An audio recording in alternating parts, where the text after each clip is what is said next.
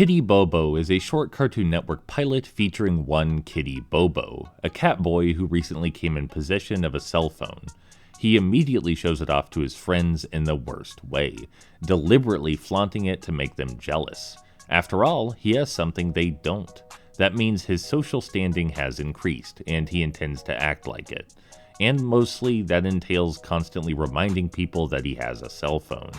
He's so obsessed with owning the thing for the sake of owning it, he never uses it for anything remotely practical, only ever calling people to remind them how cool he is now. And his bragging swiftly becomes insufferable to his friends.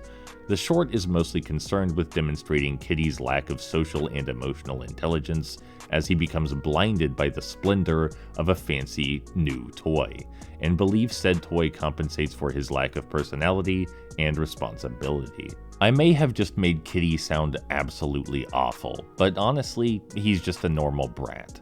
His behaviors are something all of us have exhibited in our adolescence, and many of us still do as adults.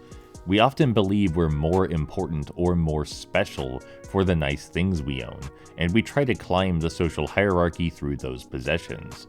The short also draws attention to the intoxicating, rapturous luster of sparkly new gadgets, how they invade our lives and change the way we interact with those around us, sometimes for the worse.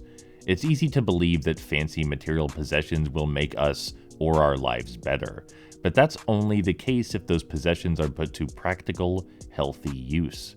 Eventually, Kitty loses his cell phone because he crashes into a wall while, you guessed it, texting.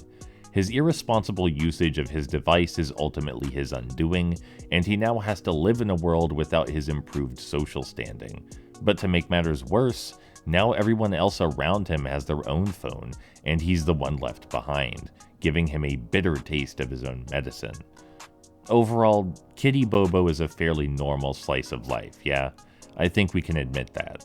But it's also an intelligent, smartly paced, stylish slice of life which offers insight on the arrogance of our society, intertwined with lighthearted and well-meaning comedy.